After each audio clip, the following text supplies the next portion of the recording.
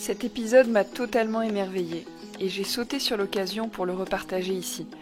J'ai donc demandé à Alexandre et Charlotte, créateurs du podcast Poids Plume, si je pouvais le repartager. Ça a été l'occasion pour échanger sur nos podcasts respectifs qui ont beaucoup en commun.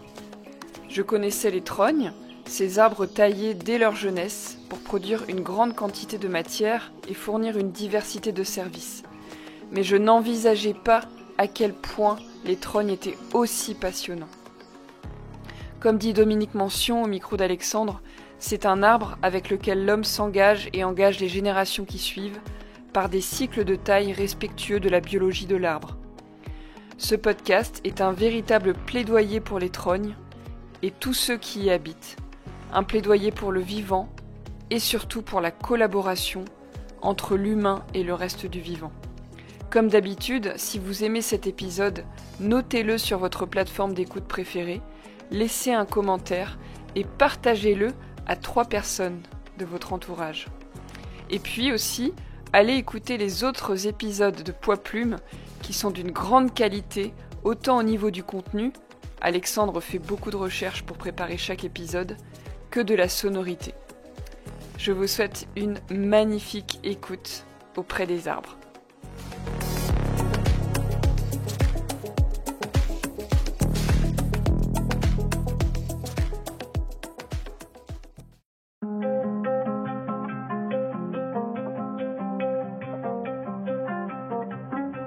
Bienvenue sur Poids Plume, le podcast qui vulgarise l'agriculture, le développement et l'environnement.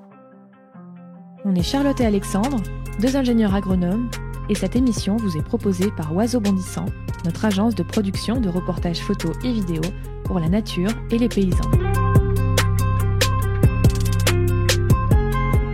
L'épisode d'aujourd'hui est un peu spécial. On l'a enregistré en mai 2021, alors que j'étais passionné par une thématique agro et écolo pas sexy du tout, la trogne. C'était le sujet de mon mémoire étudiant-entrepreneur qui me permettait d'aborder le propos de la transmission des savoirs, de l'agroforesterie et de la pertinence du podcast pour transmettre et vulgariser les savoirs. On a d'ailleurs produit un épisode hors série dédié. Ça a l'air un peu alambiqué comme ça, mais en fait c'est très logique.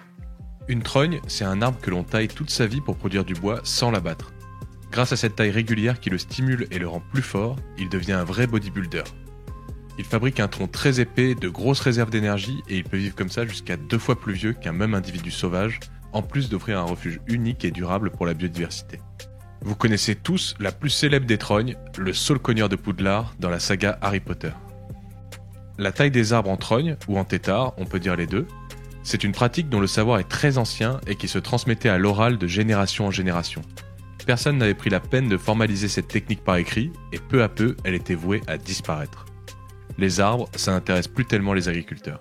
C'était sans compter sur celui qui est devenu par la force des choses le spécialiste et grand justicier des trognes, l'invité de notre épisode, Dominique Mention. J'aime bien me parler déjà de mes origines. Je suis fils de petits paysans avec des savoirs qui ont été transmis notamment par mes parents et notamment des savoirs liés autour des arbres, mais aussi liés de la création, du bricolage. Et puis il y a eu cette préoccupation autour de ces arbres qui étaient présents chez mes parents, les trognes, dont j'ai vu mon père les tailler à la cognée, à la hache. Ça, c'est une image qui m'est toujours restée. Et de voir disparaître ces arbres a été pour moi quelque chose d'assez pénible, insupportable, je dirais. Si bien que j'ai eu la volonté vraiment de faire quelque chose pour ces arbres, pour les faire connaître, sachant que la trogne, c'est bien la relation d'un arbre avec des humains qui vont régulièrement le tailler. La trogne, c'est ça. C'est très facile de créer une trogne. En fait, on était un jeune arbre, mais ce qui est plus difficile, c'est d'assurer la fidélité à l'arbre et de transmettre cette fidélité aux générations qui font suivre. Artiste dessinateur de formation, il s'est passionné pour la botanique grâce à un travail qui a occupé 10 années de sa vie, illustrer la flore forestière française, la Bible de la botanique forestière en 3 tomes, soit plus de 6000 pages. Ça fait beaucoup de dessins là. Dévasté par la disparition des arbres de son enfance, que les ignorants jugent laids et inutiles, il s'est fait le fervent défenseur des arbres têtards et a écrit le livre référence en la matière, Les trognes, arbres paysans aux 1000 usages. Dans cet épisode, on verra que les arbres ont toute leur place dans les paysages et les pratiques agricoles modernes. pour s'adapter et lutter contre le réchauffement climatique, nourrir le bétail et produire de la matière organique pour le sol. Mais pas que. Il peut aussi offrir des refuges à la biodiversité en ville et dans les bocages, où les arbres à cavité sont exterminés. N'oubliez pas de nous laisser un gentil commentaire sur Apple Podcast et de nous envoyer un message sur les réseaux sociaux ou par mail pour nous dire ce que vous avez pensé de l'épisode. On a vraiment besoin de vos retours et de vos encouragements pour continuer. Merci de votre fidélité et on vous laisse maintenant avec Dominique. Vous venez de l'évoquer, vous avez illustré toute la flore forestière de France, donc pour les néophytes, c'est un ouvrage considérable qui fait référence sur la botanique pour identifier les plantes. Oui, ce sont 3 tomes, un tome pour les régions plaines et collines, un tome pour les montagnes et un tome pour la région méditerranéenne, y compris la Corse. Et dans cette flore forestière sont illustrés bien sûr les arbres et arbustes, mais aussi les mousses qu'on appelle les bryophytes, les fougères qu'on appelle les ptéridophytes en langage scientifique, et puis bien sûr toutes les plantes herbacées qu'on va trouver en forêt ou en lisière de forêt. Ce qui fait un nombre important de plantes, et avec ces ouvrages qui sont toujours diffusés depuis le premier tome qui a plus de 30 ans depuis sa parution, sont très utilisés notamment par tous les gens qui s'intéressent à la forêt, mais pas seulement, parce que dans cette flore, on trouve des caractères diagnostiques et écologiques des plantes. C'est-à-dire qu'avec cet ouvrage, on peut savoir quel type de sol exige telle plante ou tel arbre et tel type aussi d'humidité, d'alimentation en eau ces arbres vont demander. Vous avez dit que ça vous a pris 10 ans de votre vie. Oui. On pourrait se demander aujourd'hui, mais pourquoi pas faire des photos tout simplement des plantes pour illustrer ce guide? Mais aujourd'hui, c'est toujours systématique. Tous les guides naturalistes, que ce soit pour les animaux ou pour les plantes, sont illustrés à la main, au dessin. Est-ce que vous pouvez nous expliquer pourquoi, comment on fait? L'énorme avantage de l'illustration, c'est qu'elle permet de mettre en évidence d'une manière précise tous les caractères d'identification d'une espèce, que ce soit un oiseau, un insecte ou une plante, alors que si on fait une photo, il faudrait faire plusieurs photos, ce serait compliqué. L'illustration permet cette synthétisation des caractères d'une espèce. Et encore, ce qui est étonnant, c'est que dans la flore forestière, ce sont des dessins au trait, donc vraiment très sobres, mais qui mettent encore plus en évidence la reconnaissance des plantes, la couleur des fleurs étant indiquée dans le texte en question.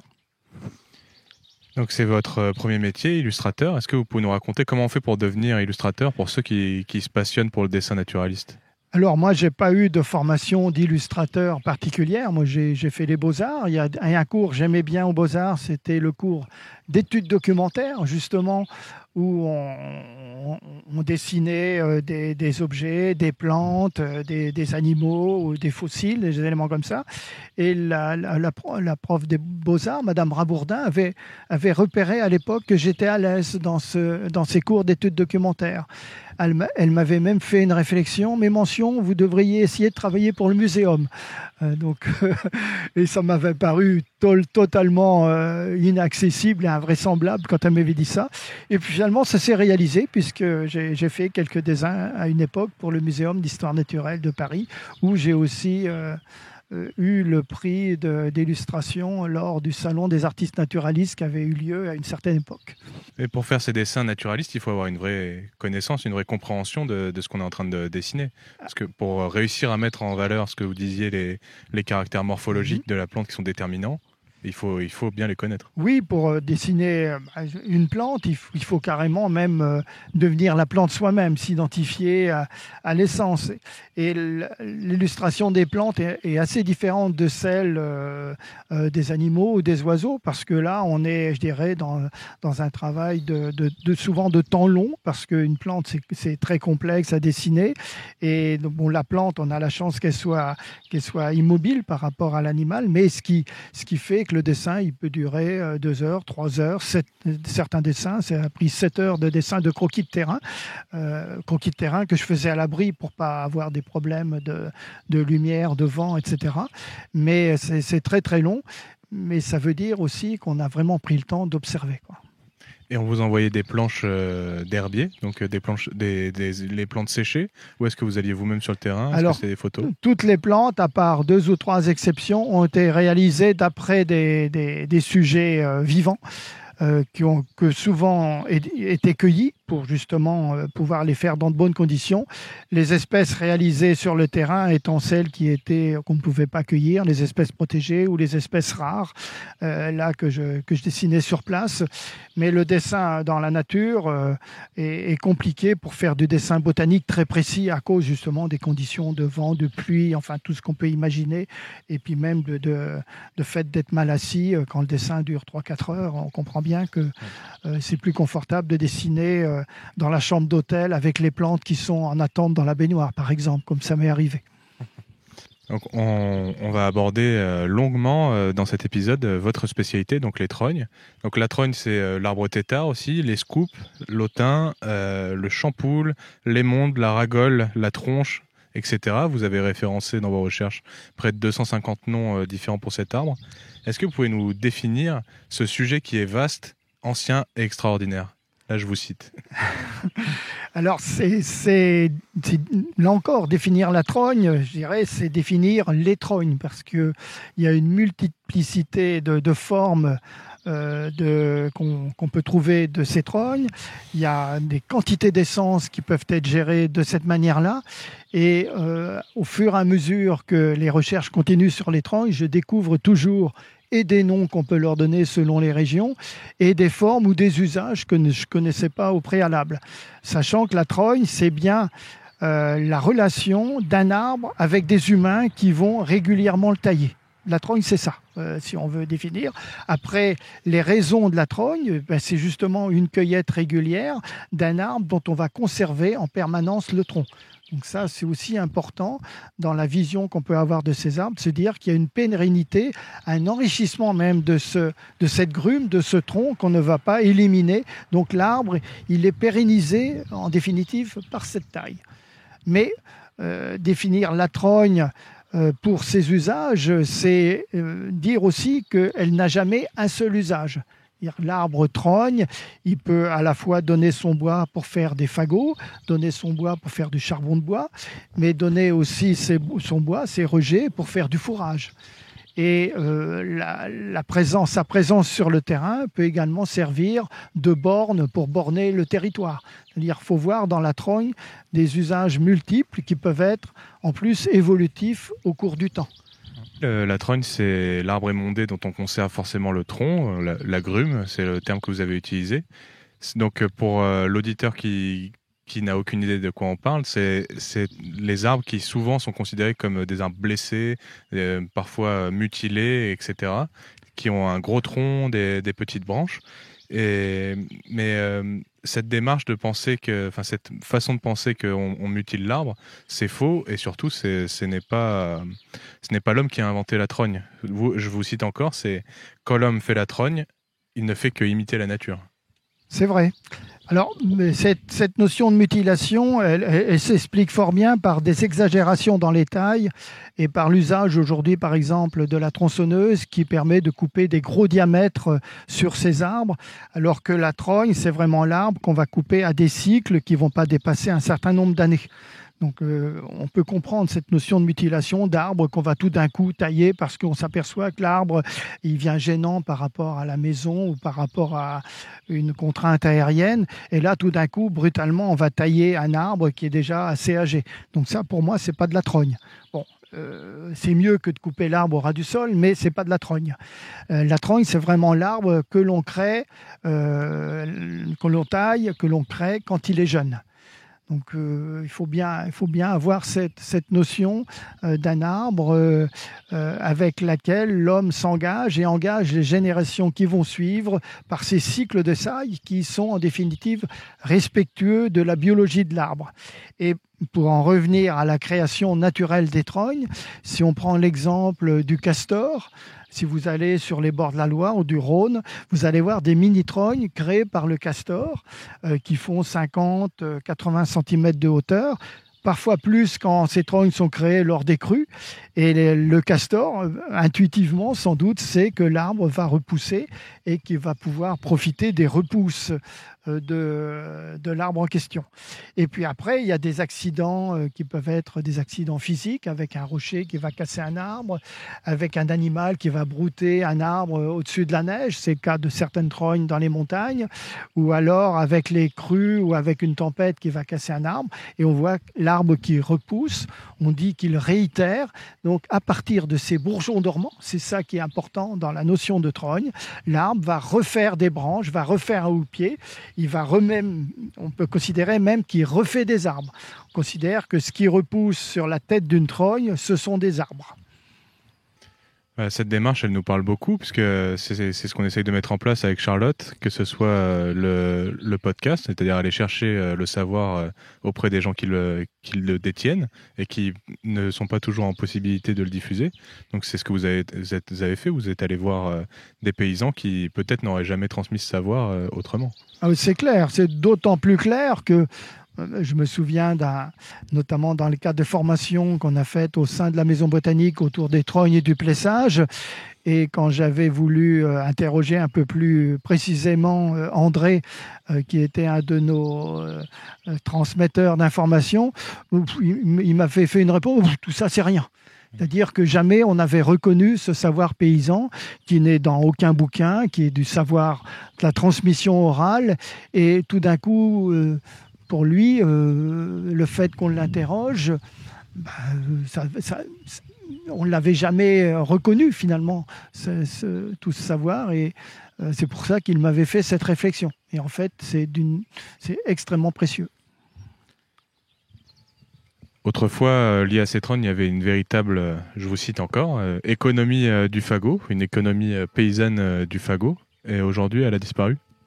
Alors, elle avait complètement disparu parce qu'il n'y avait plus d'éléments, d'appareils capables de brûler les fagots, comme les fours à pain, les fours à chaux, les fours à briques, les fours à chanvre. Enfin, c'était les fours des potiers aussi. C'est des centaines de millions de fagots qui étaient brûlés tous les ans. Et papa, quand il faisait des trognes, il faisait du fagot.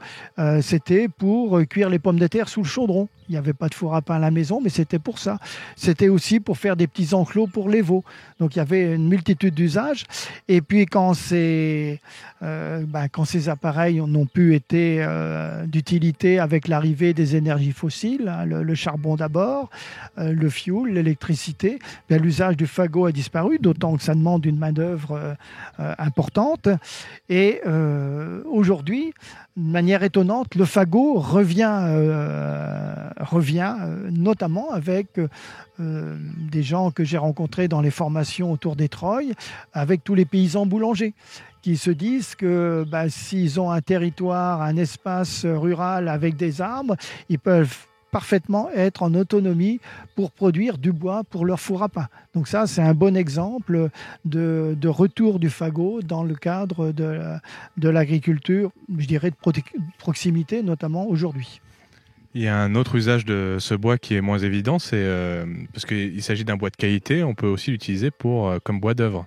Donc la vannerie, la charpente, l'usage domestique, et en particulier, moi, un usage que je trouve très peu valorisé, enfin dont on n'entend jamais parler, c'est le bois de loupe pour faire de l'ébénisterie. Oui, alors évidemment le bois d'œuvre, on ne pense pas appeler bois d'œuvre le bois des trognes d'osier qui repoussent, mais c'est bien du bois d'œuvre, puisque avec ces brins qu'on taille tous les ans, on va faire des paniers, des faisselles pour le fromage. Alors, il faut distinguer à la fois, je dirais, cet usage domestique de la ferme elle-même, où il y avait toujours une ou plusieurs de ces trognes d'osier auprès de la mare, auprès d'un fossé, pour vraiment l'usage lié à la ferme. Et puis un usage plus large pour les vanniers eux-mêmes, qui pouvaient avoir une série de trognes de différentes formes, sachant que ces osiers pouvaient ou étaient d'une manière systématique dans toutes les vignes autrefois pour attacher la vigne. Une pratique qui revient aussi aujourd'hui dans certains vignobles, comme dans le vignoble du Bordelais, par exemple, où on appelle ce lien d'osier la vime. Donc, à nouveau, certains vignerons attachent leur vigne, non plus avec du fil de fer ou du plastique, mais avec des liens 100% recyclables et 100% renouvelables. Ouais. Donc, c'est dire que cet usage de bois d'œuvre, il est aussi évolutif et il peut à nouveau resservir d'une manière intéressante. Justement dans des vignobles très bien cotés, avec une haute valeur ajoutée parce qu'un produit vendu assez cher, où on voit aussi revenir la culture attelée, par exemple, l'attraction animale et ce genre de pratiques. Oui, d'autant qu'on voit aussi revenir dans ces vignobles, la vigne étant elle-même une liane trogne, il ne faut pas l'oublier. On revient aujourd'hui à la présence d'arbres dans ces vignes à cause des dégradations des sols, à cause des excès climatiques qui font que l'arbre il va apporter des éléments d'ombrage aussi qui peuvent être nécessaires pour la vigne, et puis à cause aussi des pertes de biodiversité ou de l'absence de biodiversité dramatique qu'il y a dans certains vignobles et de l'image du vignoble lui-même, si bien que la trogne devient un élément d'avenir aussi pour le vignoble. Et ça, c'est une sorte de retour aussi, non pas passéiste, mais retour évolutif avec la possibilité qu'on a aujourd'hui, notamment par la valorisation, par le broyat, qu'on va pouvoir réintégrer au sol, ce qu'on appelle le BRF, le bois raméal fragmenté, des jeunes rameaux qui sont remis au sol pour lui apporter de la vie, de la matière organique, de la lignine, enfin tout ce que aujourd'hui les sols dégradés peuvent avoir besoin. Pour revenir au bois d'œuvre, il y avait aussi un usage qui est aujourd'hui totalement disparu, il me semble, c'est pour les chantiers navals. Donc des trognes taillées en candélabres pour pouvoir épouser la forme de la proue d'un bateau, par exemple. Là encore, c'est une pratique qu'on a complètement oubliée. Alors, autant il y avait des arbres qui étaient préformés dans les forêts pour faire du bois de marine, autant ces trognes avaient une fonction, notamment si on pense aux forêts de trogne du Pays Basque ou à celles qu'on va retrouver en Angleterre, dans la périphérie urbaine de Londres, par exemple. Le fait de tailler ces trognes en candélabres, c'est que ça permettait effectivement d'obtenir du bois courbe, différents bois courbes, parce que sur la nef d'un bateau, il y avait toutes sortes de formes courbes et il y avait besoin d'une énorme quantité de ce bois courbe pour la marine. Alors là, c'est après l'usage de la grume de la trogne qui était exploité dans son ensemble, mais à chaque fois qu'on abattait une trogne, bien sûr, on replantait des trognes. Il y avait un renouvellement de la ressource, comme ça devrait se faire dans ces pillages de trognes qui sont faits justement pour faire de la loupe, pour faire du bois de figuration, pour des bateaux de luxe ou pour des automobiles aussi prestigieuses. Et aujourd'hui, un peu le drame de ces pillages, c'est qu'on est sans le souci du renouvellement. Là, Dominique parle d'un terme important, la loupe. Le bois de loupe est notre bois précieux européen. C'est un bois qui n'a pas de veine parallèle, comme on a l'habitude de le voir sur les planches des magasins de bricolage, mais un ensemble de veines désordonnées. C'est ce qu'on peut voir sur les tableaux de bord de voitures de luxe, comme les Jaguar par exemple, ou sur les meubles de marqueterie. Ce bois précieux se forme sur les excroissances qu'on appelle souvent abusivement des tumeurs sur les arbres. Elles sont généralement dues à des coupes de branches répétées ou à des blessures. Ce sont en fait des réserves d'énergie pour l'arbre et qui font partie de son entraînement de bodybuilder. Certains acteurs peu scrupuleux de la filière bois n'hésitent pas à abattre illégalement des trognes dans les bocages ou à les acheter à très bas prix aux paysans pour les revendre très cher pour exploiter ce bois de loupe. C'est pour ça que Dominique parle de pillage des trognes. Une autre fonction de la trogne, qui est cette fois pas si évidente que ça, c'est l'utilisation en fourrage. Vous parlez-vous de prairies aériennes. Comment est-ce qu'on fait pour nourrir un troupeau avec les trognes ? Alors, il faut d'abord dire que c'est une utilisation très ancienne qui s'est faite d'une manière systématique dans tous les pays où l'époque d'herbage était très courte. Les pays de montagne, les pays du nord de l'Europe, Finlande, Suède, Norvège, la pratique de l'affouragement du bétail avec les trognes a été dans ces régions très développée.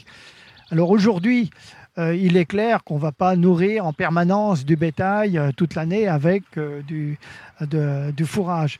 Mais ça devient une évidence par rapport aux problèmes climatiques, notamment des déficits en eau dans des saisons où il n'y a plus d'herbe du tout dans les champs. Et là, la trogne devient, le fourrage des trognes devient un recours ou un complément par rapport à ces besoins que peut avoir le bétail en fourrage. Et l'intérêt de la trogne fourragère, c'est qu'elle apporte aussi des équilibres alimentaires au niveau médicamenteux, au niveau équilibre de digestion des animaux. Et il ne faut pas oublier qu'à l'origine, les herbivores, ils mangeaient d'abord de la feuille d'arbre avant de manger des prairies comme on le voit aujourd'hui, naturelles ou artificielles. Donc si bien que ce côté fourrager devient de plus en plus important pour des éleveurs, que ce soit des éleveurs de moutons, des éleveurs de bovins. Et dans les formations que je peux faire à travers la France, il y a une grosse demande. Et d'ailleurs, on fait aussi des formations spécifiques pour les arbres fourragers à la demande justement de ces éleveurs. Donc c'est une pratique. Moi, j'ai pu voir sur YouTube un éleveur de brebis laitières qui, de temps en temps, coupait quelques branches sur les arbres et qui, dès qu'elles entendaient le bruit de la scie, les brebis accouraient immédiatement pour dévorer les feuilles. Et il disait que c'était une pratique qui lui permettait de les tenir en meilleure santé et de relancer leur appétit pour qu'elles consomment mieux le fourrage traditionnel. Oui, c'est une pratique qui avait été complètement oubliée, avec malgré tout des ressauts lors 1976 la sécheresse, 2003 la canicule. Là, tout d'un coup, la mémoire de cet usage fourrager n'était pas perdue, est revenue. Et aujourd'hui, ce qui est intéressant, c'est que cet usage fourrager est en train de devenir un usage régulier et pensé, c'est-à-dire que tout d'un coup, on ne va pas se remettre à tailler les arbres parce qu'un arbre fourrager, l'intérêt pour avoir le maximum de feuilles et de bourgeons et de jeunes rameaux que mange aussi le bétail, c'est qu'il soit taillé à des cycles plus courts qu'une trogne dont on va faire du bois d'œuvre par exemple ou du bois bûche. Donc ça suppose de faire à la fois des formes d'arbres et des cycles de taille en fonction de ces usages. Il y a une nouvelle pratique qui est assez expérimentale dont vous parlez lors des conférences, c'est l'usage de trognes, de chênes, pour faire des truffes. Oui, alors ça c'est la trufficulture, c'est très complexe. Hein. On sait que avec les changements là encore qui peuvent s'opérer au niveau du climat, avec aussi des sols qui peuvent évoluer, il y a un moyen de restimuler les systèmes racinaires avec qui sont en connexion avec les champignons, les truffes. C'est d'émonder les arbres, les tailler. Donc il y a un certain nombre de trufficulteurs qui font ça sur de l'érable champêtre, sur des chênes. Alors ça peut être des formes de trogne pas forcément radicales comme on peut le faire, mais ça peut être des arbres qui sont vraiment taillés pour cette fonction-là. Encore une autre pratique qui n'est pas si évidente avec les trognes, c'est la formation de terreau. Parce que une trogne, finalement, ça peut devenir un arbre creux qui produit du terreau, donc du bois en pourrissement à l'intérieur, tout en continuant de produire du bois sain à l'extérieur. Oui, la production... il faut dire d'abord que tous les arbres trognes anciens sont des arbres creux. Ça, il faut pas. L'arbre, le bois de cœur, c'est du bois mort. Par le fait de tailler cet arbre en trogne, fait qu'il y a une accumulation d'humidité qui permet la décomposition en compagnie des champignons, des bactéries, des insectes, de transformer ce bois de cœur avec des apports extérieurs de feuillage ou de fientes d'oiseaux ou d'autres animaux en un terreau qui va être un terreau extrêmement intéressant et qu'on a utilisé à une époque en Bresse, par exemple, pour cultiver le piment. Les jeunes piments les semis étaient faits dans du terreau de trogne de saule. Le saule est intéressant pour cette formation de terreau parce que il se décompose, c'est du bois blanc, il se décompose plus vite qu'un chêne dans les cycles de taille. Et à preuve que ce terreau est intéressant, c'est que dans les semis naturels qui ont lieu dans ces têtes de trogne, on a des plantes qui poussent ou même des arbres qui vont pousser dans ce terreau et qui peuvent même à terme faire concurrence à la trogne elle-même qui les a accueillis. On appelle d'ailleurs ce terreau le sang de trogne. Alors ce terreau porte plusieurs noms selon les régions. Dans le Perche, on l'appelle le sang de trogne. Je trouve que c'est un mot qui est tout à fait évocateur, très nourricier. Mais dans d'autres régions, on l'appelle le pourria, par exemple pour montrer que c'est du bois pourri, mais qui va servir pour, comme le faisaient les anciens aussi dans ma région, pour aller mettre dans les pots de fleurs ou dans les parterres autour de la ferme, quoi. On peut dire que c'est une production secondaire de la trogne quelque part. Aujourd'hui, la tendance en ville, c'est d'abattre les arbres, de mettre des plantes en pot, même des arbres en pot. On évite à tout prix d'avoir des arbres vieillissants dans les rues. Pour venir faire cet enregistrement, ça fait 2 semaines qu'on est à Paris et on a pu voir la dévastation de la place de la Nation qui était remplie de grands arbres centenaires et il n'en reste presque plus. Est-ce que la trogne, ce serait pas une solution justement pour tranquilliser les élus, les gestionnaires de nos rues, quant à la croissance des arbres et à la place qu'ils vont prendre? La trogne en ville, c'est une solution qui existe depuis des centaines d'années, qu'on a un peu oublié. Aujourd'hui, c'est vrai que les contraintes urbaines sont plus importantes avec les réseaux souterrains, avec l'imperméabilisation des sols, avec la pollution urbaine, qu'elle soit pollution des véhicules ou pollution lumineuse. Donc l'arbre en ville, il a de plus en plus de difficultés à s'exprimer. C'est vrai qu'un grand arbre en ville, il va lui falloir beaucoup de place. Donc la tendance, c'est effectivement de dire on ne met plus d'arbres en ville. Alors qu'on peut tout à fait envisager la présence d'essences feuillues classiques à condition de les prévoir dès le départ sous forme de trogne et de prévoir des cycles de taille qui permettent à l'arbre d'assumer des réserves, mais qui lui permettent aussi de ne pas finalement demander trop de matière au sol, parce qu'on sait que l'espace souterrain est limité en ville. C'est bien que la trogne est une solution qui à la fois offre la possibilité de ces arbres et leur cavité en ville. Pour les chauves-souris, je pense, c'est très important.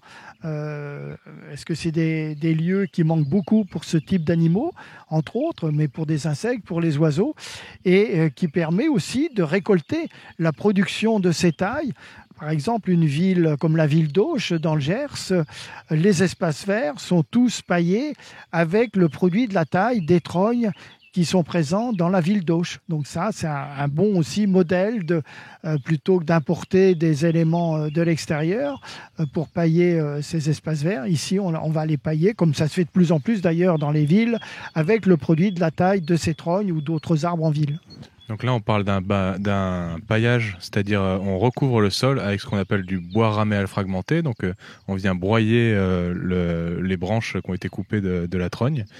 Et ce qui permet donc un double usage de couvrir le sol, d'éviter qu'il soit envahi par les mauvaises herbes en quelque sorte, et en même temps de le nourrir en se décomposant. Exactement. Donc ça, c'est d'autant plus vertueux qu'on va se servir des arbres qui sont sur place. On limite les phénomènes de transport et le broyage, c'est vraiment dans ce que nous apportent les moyens modernes, une solution extrêmement intéressante, puisque tout ce qui était bois de fagot, qui est le bois finalement le moins facile à valoriser, l'est par cette possibilité de taille. Et puis après, tout ce qui est bois plus gros peut être broyé, aussi pour alimenter des systèmes en bois énergie, avec tous les excès que ça peut représenter. Aujourd'hui, on va tailler des arbres qui peuvent être valorisés en bois de sciage, en bois d'œuvre de qualité. Et aujourd'hui, ça peut passer à cause notamment d'unités beaucoup trop grandes, où on met des camions sur des centaines de kilomètres pour transporter ce bois broyé. Donc, on peut aussi aller vers des excès. Donc, il faut faire attention dans cet apport que peuvent apporter les arbres, de ne pas tomber dans ce que, hélas, la société a tendance à faire, d'aller d'une manière systématique. Je dirais que tout ce qui est bois énergie à partir de trogne, à partir du bocage, pour moi, ce n'est vraiment intelligent, vertueux, que si ça se fait dans des réseaux de proximité avec des chaudières à l'échelle de communes ou à l'échelle des fermes ou de maisons très grandes qui peuvent, à ce moment-là, valoriser toute cette production renouvelable. On l'a évoqué tout à l'heure, enfin vous l'avez évoqué en parlant des vignobles du Bordelais, qu'on puisse planter des trognes pour utiliser des trognes de saule pour utiliser les liens, etc. Elles ont aussi un rôle de maintien du sol, de maintien de la fertilité. Et il y a un usage dont vous parlez dans votre livre aussi, c'est un usage station d'épuration. Alors ça, ce sont des possibilités qui pourraient être développées dans plein de situations. Vous avez tous ces bassins de déversement d'eau en excès sur lesquels on met des films plastiques qui vont peu à peu se dégrader. Enfin, on voit bien les conséquences de ce plastique surabondant à l'échelle de la planète. On fait même des clôtures en plastique autour de chez soi, enfin, alors qu'on pourrait faire tout autrement avec du vivant. Justement, tous ces déversoirs, si on les imaginait plantés avec des trognes de saule, de frêne ou de chêne pédoculé, des arbres adaptés à ces possibilités de capter dans ces zones humides, on aurait à la fois cette captation des excès de polluants qui peuvent éventuellement être dans ces eaux et en même temps la production des arbres qu'on va tailler régulièrement. Donc on voit comment ça peut être bigrement intéressant. Ça peut l'être aussi d'un point de vue biodiversité, puisqu'on a des oiseaux ou d'autres animaux qui vont pouvoir être accueillis par la présence de ces trognes, et puis le caractère paysager. Donc on voit bien qu'il y a plein de possibilités qu'offre cette pratique paysanne aussi dans notre situation contemporaine, avec notamment ces bassins d'épuration. Sachant qu'aujourd'hui, dans certaines stations d'épuration, on recherche aussi de la matière végétale pour rééquilibrer les composts qu'on fait avec les boues urbaines, par exemple. Et on peut être en déficit de matière végétale dans certaines régions. Oui, dans une conférence, je vous ai entendu parler qu'il y avait une nécessité d'au moins un tiers de matière végétale. C'est à peu près la proportion qu'on recherche, paraît-il, pour ce type de plateforme de compostage. Oui. Pour réussir à avoir une activité microbienne suffisamment importante pour créer du terreau. Vous parliez de biodiversité, on y vient, c'est les services écosystémiques. Donc je vous cite à nouveau, les trognes peuvent prendre le relais de nos forêts primaires. Et la formation des cavités intervient 3 fois plus vite chez un saule émondé que chez un sauvage. Donc ces trognes, ça devient des zones refuges, des véritables microcosmes pour la biodiversité. Le plus bel exemple pour cet accueil d'animaux représentatifs de ceux qui pouvaient être présents dans des forêts primaires, eh bien c'est le pic-prune. Pic-prune, ce coléoptère de 3 cm de long qui a besoin d'une masse suffisante de terreau dans des conditions hygrométriques particulières, etc. Enfin, c'est quand même un animal très spécifique et c'est un insecte qui était bien présent, un coléoptère bien présent dans les forêts primaires et aujourd'hui qu'on retrouve, il n'y a plus de forêts primaires en France, mais qu'on va retrouver dans les boisements ou dans les alignements de trognes de bocage qu'on va pouvoir aussi retrouver dans des vieilles châtaigneraies parce que ces arbres sont de véritables relais par les conditions dans lesquelles ils se trouvent, parce que c'est un insecte qui a une diffusion très limitée dans l'espace et qui a besoin de ces conditions-là. Donc la trogne par et la cavité et la nature de la cavité permet au pic-prune, à la lave du pic-prune, de pouvoir vivre 2 ou 3 ans pour son cycle. Et on voit bien la nécessité aussi qu'il y ait d'autres trognes qui prennent le relais parce qu'une cavité finit par s'épuiser au niveau du terreau et elle va s'agrandir, s'ouvrir et à un moment donné ne sera plus favorable au pic-prune. Et si bien que la larve, pour que l'animal puisse pondre à nouveau, il va falloir qu'il trouve des conditions pour sa larve dans d'autres arbres. Donc la répétition des trognes est une nécessité et leur renouvellement aussi, si on veut que ça continue à jouer son rôle, quoi. Vous parlez souvent de jardins suspendus, c'est-à-dire que des plantes peuvent pousser sur les trognes. On parle de plantes épiphytes qui s'émancipent du sol. Et là, dès qu'on parle de trogne, on évoque souvent le pic-prune puisque c'est une espèce porte-étendard. Mais on peut aussi citer nombreux insectes dits saproxyliques, donc qui se nourrissent du bois. On pense donc, comme tout à l'heure, au pic-prune, à la lucane, au capricorne, à la rosalie, à la cétoine. Mais il y a aussi beaucoup d'oiseaux comme les chevêches, les pics, les mésanges, les huppes, les faucons, les citelles, mais il y a aussi les amphibiens.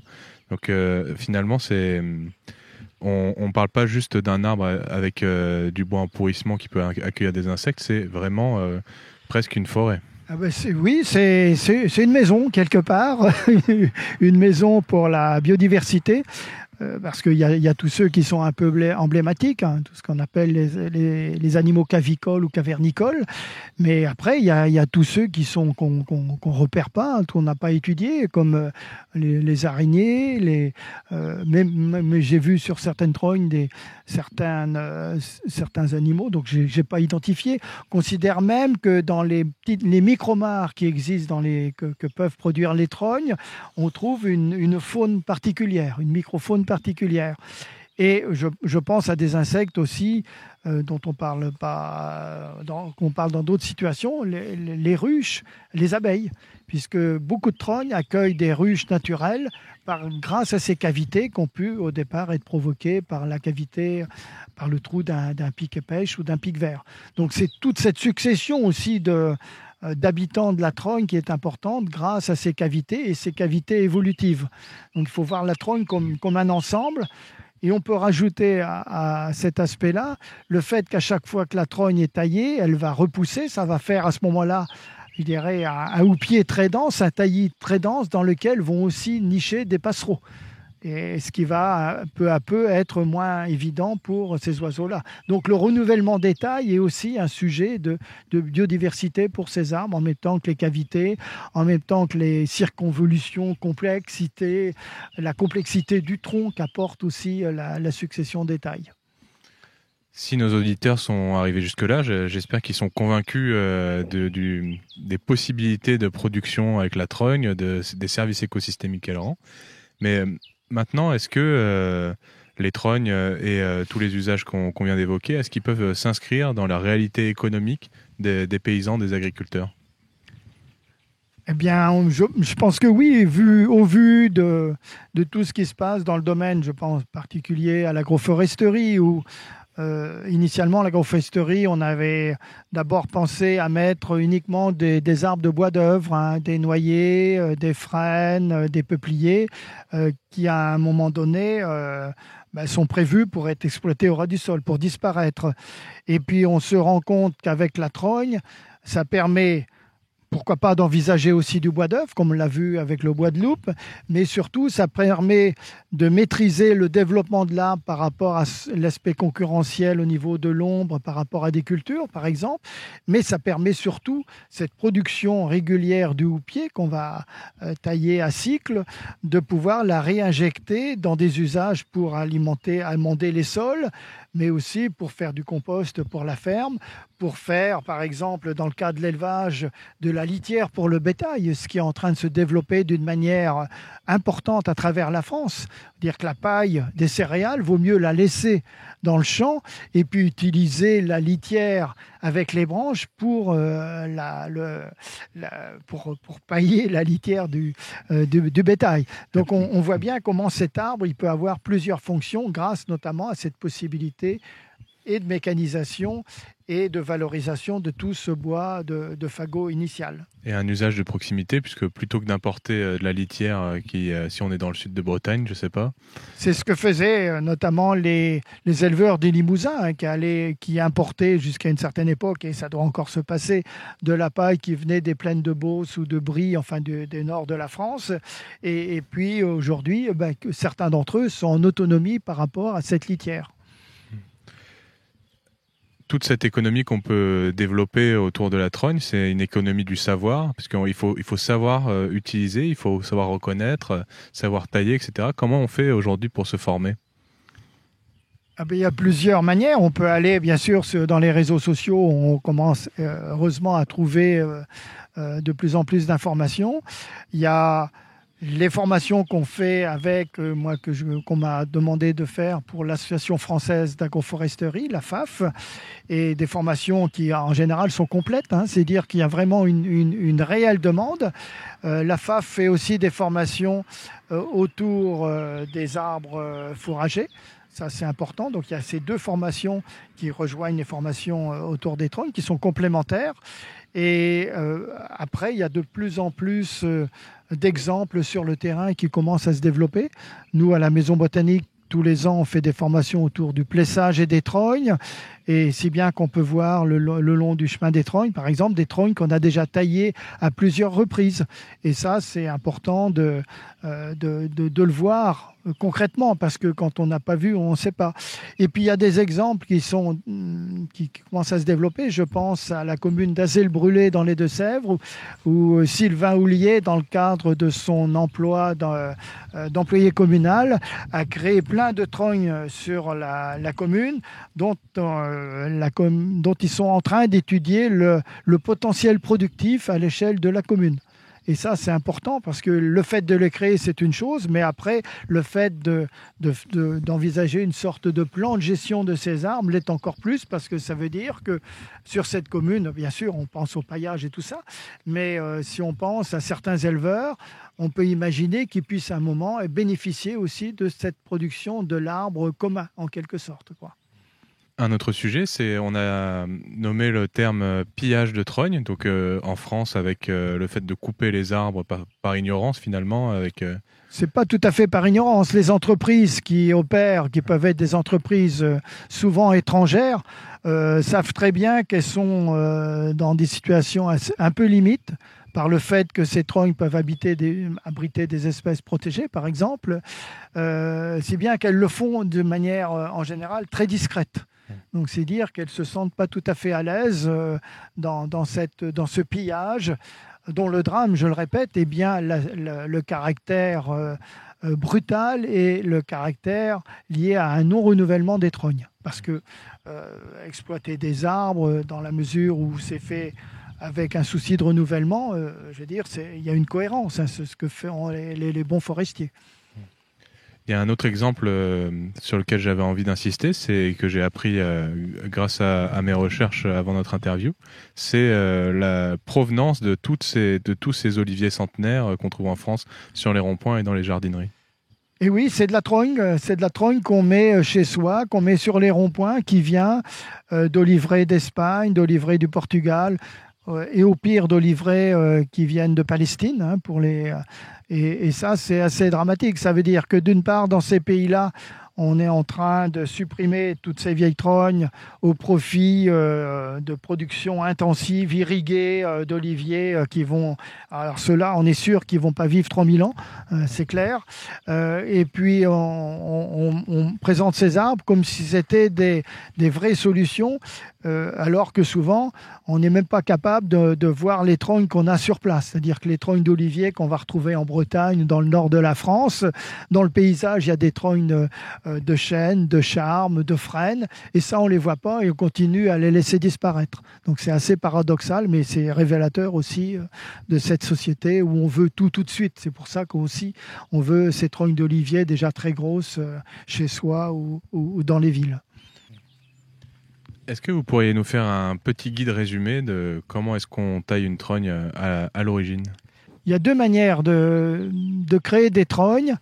Il y a une manière qui est connue de tous et dont on a évoqué certaines essences tout à l'heure. Ce sont les saules et peupliers qui peuvent être bouturés, c'est-à-dire dont on peut planter une repousse, un rejet, comme un piquet dans le sol. Alors ça peut être un petit piquet, une petite tige pour de l'osier, puis ça peut être plus gros pour des saules, et on va l'enfoncer de manière assez profonde, faire éventuellement un avant-trou avec une baramine, et ce piquet, sa partie qui est dans le sol va émettre des racines, et sa partie aérienne va émettre des branches, des rejets, une réitération. Et ça va faire une trogne qu'on va appeler un saule tétard ou un peuplier tétard. Donc ça pour ces deux essences-là, ça se passe de cette manière-là. Et puis les autres essences, eh bien, on va le faire sur un arbre jeune qu'on va couper à une certaine hauteur, la hauteur à laquelle on reviendra le tailler. Et de manière surprenante, et ce geste-là qu'on avait plus vu dans le paysage parce qu'on n'avait plus créé de trogne, il peut paraître comme ça brutal, mais sur un diamètre de 5-10 cm maximum, eh bien, on fait ce piquet vivant et qui va repousser suite à cette taille grâce à ces bourgeons dormants dont on a déjà parlé. Et ça, c'est important à savoir parce qu'il y a plein d'endroits le long des routes, dans des espaces délaissés où il y a des tas de baliveaux, des tas de jeunes arbres qu'on peut conduire en trogne. Et c'est pour ça que je dis qu'on peut en créer des milliers et des millions assez rapidement parce qu'il y a un potentiel énorme dans nos territoires. Ça peut être dans les délaissés routières, les délaissés ferroviaires, dans certains espaces en friche. On peut créer des trognes. Et le but, c'est vraiment, quand on fait ça, de s'engager à continuer à les tailler, bien évidemment. Depuis le début de l'interview, on est dans une ambiance très franco-française ou européenne-occidentale.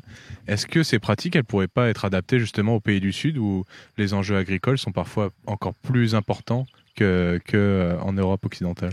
Alors ça peut paraître surprenant, mais ça existe déjà dans les pays du Sud. Alors il y a déjà, si on prend un exemple où il y a beaucoup de trognes, qui est l'exemple marocain, pour n'en prendre qu'un, dans l'Atlas marocain, on va trouver des trognes d'arganier, on va retrouver des trognes de tamaris, on va retrouver des trognes de chêne vert, mais aussi des trognes d'une essence particulière qui est le frêne dimorphe, qui est un frêne dont on va même associer plusieurs troncs pour qu'ils se soudent et pour produire plus de fourrage. Et ces trognes de frêne dans l'Atlas marocain, certaines étaient conduites avec des tailles tous les 4 ans, tous les 8 ans et tous les 12 ans pour faire d'une part du fourrage tous les 4 ans, de la perche tous les 8 ans et du bois d'œuvre pour les charpentes tous les 12 ans. Ça veut dire sur le même arbre, il y a plusieurs cycles de taille qui sont opérés. Et puis ces frênes, en même temps, étaient utilisés aussi pour la récolte de leurs fruits, qui était important. Donc il y a plein d'usages. Les arganiers aussi peuvent être taillés en trogne. Et si on va plus au sud, au niveau du Sahel, dans le Burkina Faso, il y a certaines zones où on recommence aussi à faire des trognes, notamment avec un but de trogne fourragère. Donc c'est bien un arbre qui peut s'adapter et qui peut être un recours très important pour ces régions très menacées, notamment dans le cadre de l'évolution du climat. On est actuellement à la Maison botanique de Boursay. Est-ce que on peut venir se former à autre chose que la taille des trognes? Est-ce qu'on peut découvrir la nature? Alors la Maison botanique de Boursay, c'est donc un lieu qui existe depuis 2000. Donc ça fait un peu plus de 20 ans maintenant.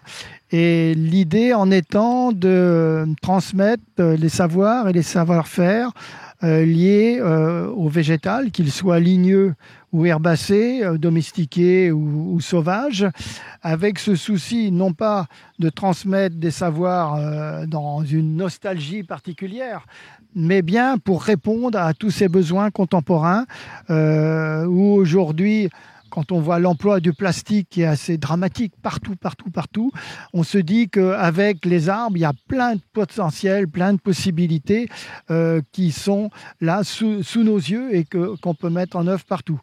Mais la Maison botanique, c'est de la formation aussi, de l'accueil pour les enfants dans le cadre du centre de loisirs qu'on fait pendant les vacances. C'est des sorties régulières sur des thèmes.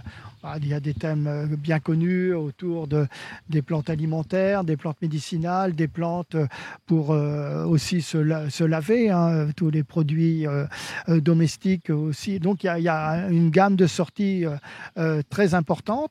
Et puis il y a un groupe important à la Maison botanique qui est un groupe de planteurs bénévoles qui existe depuis maintenant plusieurs années avec, ça représente à peu près 50-60 personnes et où il y a une réponse de plantation de haies auprès des particuliers, des collectivités et puis aussi du monde agricole. Donc ça, c'est une dynamique parce que dans certains cas où on n'a plus d'arbres, bien sûr, il y a toute la démarche de plantation qui nous paraît essentielle à assurer dans ce cadre-là. Et puis, la Maison botanique, c'est aussi un lieu où il y a des expositions. En ce moment, il y a une exposition.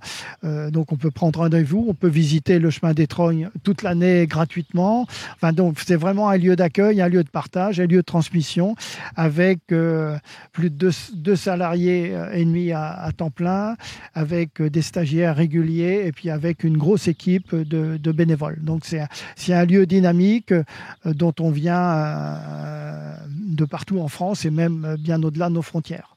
Puisqu'on était à l'initiative du premier colloque européen sur les trognes qui a eu lieu en 2006 au lycée agricole de Vendôme, et on a été une cheville ouvrière du deuxième colloque qui s'est réalisé au Pays Basque en 2018. Et il y a le projet, dans un futur proche, le fameux Arboretrogne. Oui, ce projet d'Arboretrogne nous tient énormément à cœur parce que je dirais c'est la suite de tout ce travail sur les trognes et c'est sa concrétisation dans la recherche autour de ces arbres parce qu'on est loin d'en avoir fait le tour. Il y a plein d'éléments à étudier, à mémoriser et puis à transmettre. Et ce lieu sera vraiment un lieu de visite et de transmission. On arrive maintenant à la dernière partie de notre interview, donc les questions qu'on pose à chaque invité. Est-ce que vous pouvez nous donner un message pour les jeunes qui se lancent ? Le message, c'est créer des trognes et engagez-vous à les tailler régulièrement. Parce que créer la trogne, c'est très facile de créer une trogne. En fait, on étête un jeune arbre, mais ce qui est plus difficile, c'est d'assurer la fidélité à l'arbre et de transmettre cette fidélité aux générations qui font suivre. Donc, et je trouve que moi, par rapport à des arbres qui ont pu être dédiés à des naissances d'enfants sur des communes et tout ça, l'arbre il pousse et puis il se passe un certain nombre de choses qu'on ne voit pas évoluer. Alors que quand on crée une trogne, on sait qu'après coup, on va devoir revenir pour la tailler, pour récolter sa production. Et ça, c'est un magnifique engagement, une mutualisation et un engagement qu'on peut partager avec d'autres. Est-ce que vous pouvez nous faire une recommandation culturelle ? Je ne voudrais pas parler du film La Trogne, l'arbre aux 1000 visages, qui a été produit par Arte et qui est sorti en 2018, je crois. Ça c'est une chose dans laquelle je suis très impliqué, mais il y a d'autres personnes comme l'association Arbres et Paysages du Gers, etc. Mais la recommandation, il y a quelqu'un qui m'intéresse beaucoup et qui ne connaissait pas vraiment les trognes jusque-là, c'est un chercheur suisse, c'est Ernst Zürcher qui a écrit un livre sur les arbres dans lequel il parle des trognes et qui fait des recherches sur les trognes. Et je pense que c'est quelqu'un qui est intéressant parce qu'il a une recherche qui est très, il est très libre autour de ces arbres. Il n'a pas d'a priori et les trognes l'intéressent beaucoup par rapport justement à leur potentiel au niveau de ce que peut offrir l'arbre. Si vous pouviez remonter dans le temps et rencontrer le Dominique âgé de 16 ans, qu'est-ce que vous pourriez lui dire ? Je pourrais lui dire, écoute, ce qui compte le plus, c'est ce que tu as vécu étant gamin. Et si aujourd'hui on pouvait offrir à nos enfants cette possibilité de jouer dans les trognes, de monter dedans et de faire des jeux et des jouets avec les rejets qu'offrent ces trognes, moi, c'est ce qu'ont offert mes parents. À 16 ans, j'en avais peut-être pas conscience. C'est peut-être pas nécessaire d'en avoir conscience à cet âge-là, mais de le vivre et de pouvoir le partager par la suite, je dirais, recommençons de cette manière-là, quoi. Merci à mes parents. Est-ce que vous pouvez nous suggérer un invité que vous aimeriez entendre dans le podcast ? Je voulais parler d'Ernst Zürcher tout à l'heure. C'est peut-être pour ça que j'ai un peu anticipé la question. Donc, oui, c'est un invité, Ernst, qui me paraît quelqu'un qui a une réflexion sur l'arbre très large et qui, par rapport aux trognes, je pense que ses recherches pourront nous apporter beaucoup de choses. Il faudra qu'on fasse une expédition puisque je crois qu'il est suisse. Il est suisse, exactement. Mais il vient régulièrement en France. J'allais vous demander où peut-on vous suivre ? Alors je pense qu'on peut me suivre moi c'est des choses que je fais pas parce que j'aime pas beaucoup aller voir ce qui se produit sur ma personne, mais sur les réseaux sociaux, par l'Association française d'agroforesterie, par Vers de Terre Production, sur YouTube, si on tape Dominique Mention, je pense qu'on peut trouver un certain nombre de choses. Et puis après, je réalise régulièrement des expositions de sculpture ou des expositions d'aquarelle, des choses comme ça. Donc ça, c'est possible. C'est vrai que j'ai guère le temps de m'occuper de ma promotion personnelle, mais bon, il y a toujours des choses qui se passent et qu'on peut trouver, je pense, maintenant facilement sur Internet. Merci beaucoup Dominique Mention pour nous avoir accueillis et pour le temps que vous nous avez accordé. Merci, c'était un plaisir.